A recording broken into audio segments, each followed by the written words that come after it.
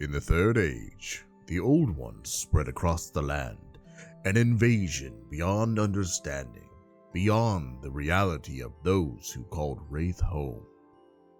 Cities fell, civilizations were consumed. Beleaguered refugees gathered to the remaining ancients, elemental titans of the natural order. And at the three of humanity's remaining bastions, the brave held their ground. Aldengrove to sustain them, Valhalla to empower them, and fierce Isenloft to guard them all. The scream rent the air as a Revenir talon tore the Wayfarer's leather armor. His crackling bow dropped to the stone walkway. He looked down, wide-eyed, at his gaping abdomen, the reddened worms of his own entrails poking out like a tongue from a grinning face. He opened his actual mouth to scream again, but Jarl was having none of it. Fear was contagious, a fever that weakened everyone it touched. The attacking Revenir clambered over the battlement, jaws snapping on oversized teeth built for fighting. Its legs gripped the cold Isenloft stone with the brushy feet of a scorpion, while its talon-tipped arms reached for the Wayfarer's fellow archers, who now scrambled to get clear. Jarl swung his polearm with a half measure of his full might. The jagged head of the weapon caught the wounded Wayfarer in the back and smashed him into the Revenir. Both exploded into a meaty storm of viscera that rained down upon enemies clambering up Isenloft's sheer walls. The Wayfarer's companions lowered their bows and stared at Jarl, horrified. One ranger stepped forward as if to challenge him, but another grabbed her by the arm. Jarl heard his name hissed in her ear, saw the ranger's face blanch. Their commander, Kalsharp, shouted at them to keep firing. The order spurred them back into action, their lightning arrows picking Revenirs off the walls with admirable accuracy, leaving Jarl the remaining few to meet one-on-one. An enemy head appeared atop the parapet. Jarl reached over and wrapped his gauntlet hand around its mottled scalp. The creature squealed and wriggled, but Jarl held tight and squeezed until the skull gave way and the thrashing stopped. He let the carcass drop into the seething mass of enemies below and deemed this section of the wall under control for now. He strode on, seeking the next trouble spot. Wayfarers, wizards, Rosetta, and guardians shrank out of his way. Whether Isenloft veterans or fresh-faced trainees from Enion, all knew the reputation of Jarl Vetreiđi. Never get between Jarl and something he means to kill, he'd overheard Oldhim saying to a batch of new guardians. He glanced down at the bailey. Oldhim, flanked by Ragnar and Valgard, rallied another shield wall across the breach, where the northwestern tower had stood only a week ago. Women and men, clad head to foot in steel, braced tower shields against a heaving stream of monsters. Sinvere directed Valhalla rune blades through carefully timed gaps to strike down the Old One's creations with glowing blades and glittering symbols of arcane potency. Kalsharp fired a bolt of lightning, a signal to the thousands of archers arrayed around her. Moments later, the sky was thick with missiles of ice that showered down upon the besieging horde, flattening entire fields of Revenirs in a deadly deluge. The Old Ones answered the attack with an otherworldly howl that echoed across the mountain peaks and drove many a frightened mind to the brink of madness. In response, the Revenirs swelled like fleshy siege engines prepared to strike. They belched great balls of bilious poison that streaked towards Isenloft, and broke upon its towers and mighty keep. Rangers tumbled from the battlements, lungs scorched, faces melted. From the observatory at Isenloft Summit, the wizards used the Eisenhower weather vane to burst the Old One's meaty machines with jagged comets of ice. Jarl's keen eyes picked out Sibirus, resplendent in his white robes, gesticulating wildly as he spit the air with lightning, targeting the membrane-winged monsters that preyed upon the citadel's loftiest recesses.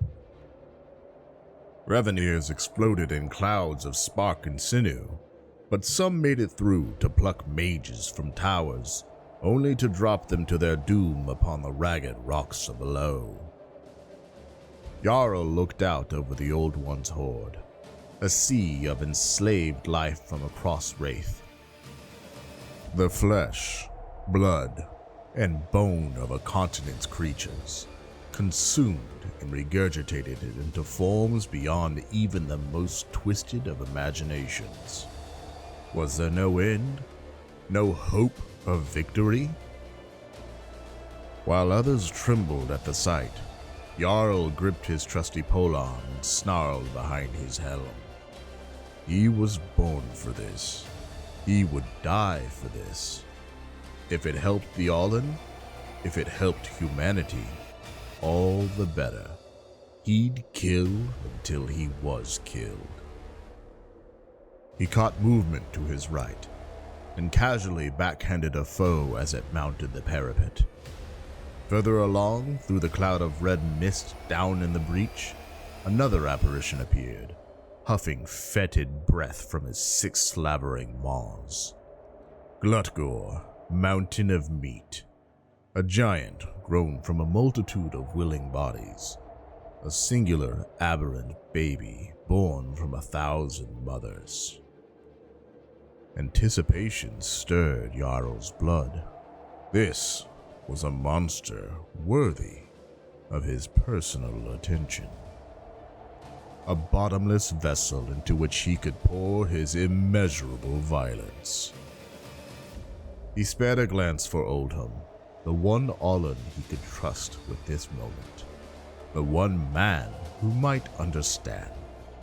Oldham had seen Glutgore through the breach in the wall and was already shouting his preparations.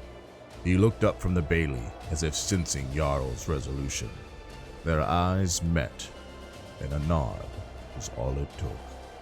An acknowledgement, a farewell. Jarl leapt from the wall, savored the rush of cool air, the suspended moments, almost peaceful as he plunged into the fray. He landed hard upon Glutgore's largest head. The resulting impact stove a crater into the creature's cranium. Brains bubbled through the cracks, and tremors shattered the bone beneath Jarl's boots. 5 other heads turned his way, their necks elongating as hungry maws gaped. Knowing he would need its strength for what came next, Jarl looked to the ancient that loomed large across the battlefield. Galcia stood taller than the highest tower of Isenloft, a titanic figure of ice. From its sides, avalanches crashed down upon the Reveneers, crashing hundreds, its lower half roiled as waters thawed and froze in a perpetual cycle that propelled the ancients onward, plowing everything in the path into the ground. He drew on Galcia's raw power, claiming it as his own. As Glutgore's heads reached for him with mandibles wide, glistening with bile, Jarl swung his polearm with every ounce of his prodigious strength. The hook bit deep between the eyes like orbs of gelatinous phlegm, and through cold steel, Jarl channeled the chill of 1,000 winters. Frost engulfed the creature's head, turning its eyes milky white like a glacial river. Jarl tugged his polearm free, the frozen cranium lulled. snapped free of its neck and rolled down to crush the close-packed revenues below. Another head lunged at Jarl faster than thought, knocking him off his feet, sending his polearm bouncing across Glutgor's scaly skin. Sensing victory, it pressed its attack, meaning to swallow him whole. But Jarl caught its mandibles, one in each hand, ripped them clean off of the monster's face. Blood painted him red, head to foot, yet the thick fluid froze and cracked away as he rose to his feet, chilled by the hoarfrost that now glittered across his armor. Howling like a berserker, he drove the mandibles into the thing's eyes, popping them like blisters to pierce the brain beyond. The head slumped, lifeless, but another was all too eager to replace it. This one, with a mouthful of tentacles, struck from behind, wrapping its writhing appendages around his legs and dragging him into its mouth. Jarl barely had time to grab the handle of his polearm as he was swallowed whole, like a rat down the throat of a snake. To those looking down from the fortress, the battle seemed to slow. The Reveneers crawled sluggishly, as if wading through drifts. Arrows floated down like flakes of snow. The roar of the ravenous multitude was muffled. The aching in muscles, the stinging of wounds, all somehow dulled. Olin looked to Olin. Disbelief writ large on their flushed faces. The best of them, the worst of them, no matter what they thought of Jarl, they all thought the same when a man like that fell. What hope remained for the rest of them? One by one they looked away, resumed the fight, the world around them restoring to its frantic tempo. Only Oldham continued to watch. Only Oldham saw the first geyser of gore from Glutgor's flank. He raised his hammer and bellowed a single word at the top of his graveled voice. Vetreiđi! As if to punctuate his cry, a bloodied hook burst through the immense monster's skin. With a wet ripping of sinew and hide, a great tear appeared, and out spilled a ragged figure drenched in guts and filth. Though his armor was bent and buckled, his cloak in shreds, Jarl Vetreiđi rose proudly, alive and resolute, while the surrounding Reveneers fled, their now toppling giant. It hit the ground with such a force that the earth cracked, the impact sending the Old One's minions tumbling into the chasm. A cheer swept across the walls of Isenloft. A wave of hope inspired by the singular moment of survival. Jarl himself trudged through the wet wreckage he had wrought, weary yet satisfied as he admired his own handiwork. The moment was short-lived.